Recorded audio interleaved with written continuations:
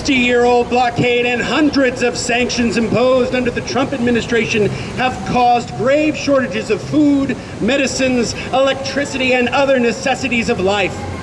The shortages have greatly exacerbated the impact of the COVID-19 pandemic on the island.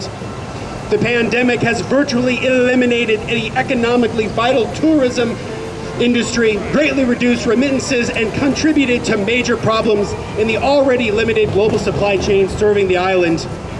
In the last day, protests have been taking place in Cuba focused on the shortages and economic deprivations caused by the intensification of the U.S. blockade during the time of COVID. The corporate media in the United States is pointing to these demonstrations as evidence that the people of Cuba oppose the revolutionary government.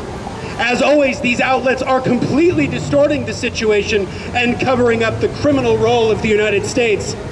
And they are ignoring the mobilizations held in response by Cubans who support the revolution, as well as the efforts of the top leadership of the country to directly engage with the people in the areas where the demonstrations occurred.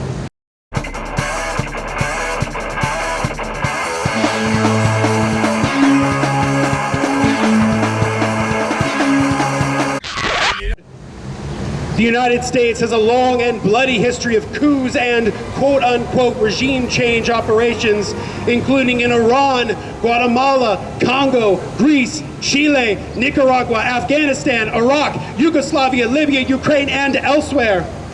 Most often in recent years, coups have come in the form of color revolutions, quote-unquote, beginning with what falsely appear to be spontaneous popular protests, following the imposition of extreme sanctions and blockades designed to strangle the targeted country's economy and foment discontent. Like other color revolution coup attempts, such as in Venezuela in 2014, the breakouts of the protests at the same time suggest planning by opposition elements.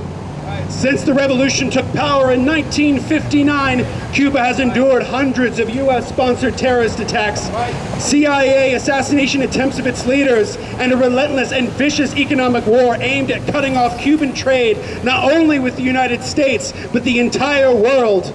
My name is Derek Ford. I'm with the Party for Socialism and Liberation, one of the organizers of this rally today. And we felt it was crucial to come out here and expose the lies that the U.S. government and their media are spouting against the Cuban Revolution and about Cuba in general. It is true that there is economic hardship in Cuba. There's a lot of problems. But the idea that it's the fault of the Cuban government is absurd, as if the Cuban government would want rolling blackouts and would want shortages of syringes so that they can't deliver the vaccine that they created to protect against COVID-19. That's just absurd. The reason why there's hardship in Cuba is because of the 60-year-long blockade and embargo against Cuba. And the only reason that there's an embargo and a blockade against a tiny island country, right, is because it's small geographically, but it's large symbolically and politically, because it's right off the coast of the United States and it represents an alternative social and economic system, one that's more just and more equitable for the masses of people.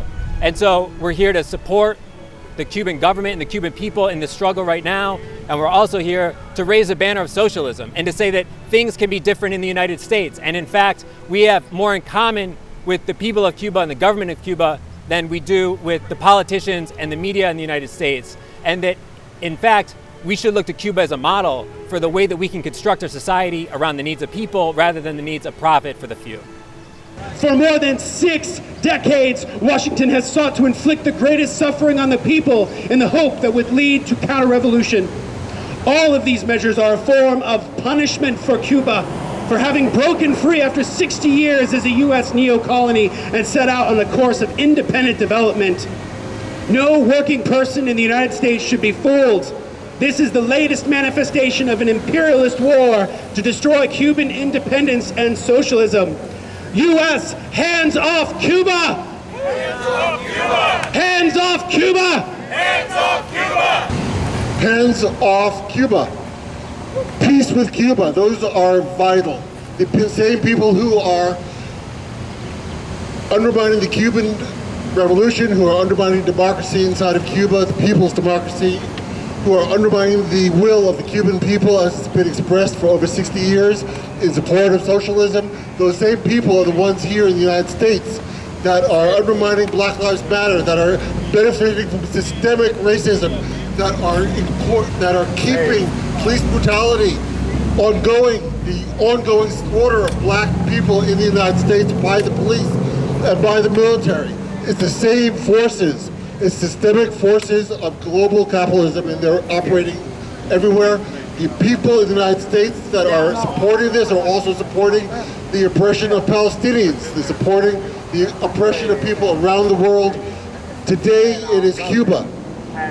We have to fight for the people of Cuba and demand that the United States stop the embargo, stop the undermining of socialism, and respect the dignity of the people of Cuba for self-determination of their national destiny. There's a reason why Cuba remains a top choice for medical students to attend Cuban medical schools. There's a reason why Cuba has sent out doctors to combat the COVID-19 pandemic to other countries. Cuba in the last 20 years has greatly reduced maternal to child HIV transmission, created a vaccine for meningitis, created their own COVID-19 pandemic that has 92% efficacy against the US's for-profit vaccines from Pfizer, Moderna, and Johnson & Johnson. 92 efficacy. Can we get a round of applause for that?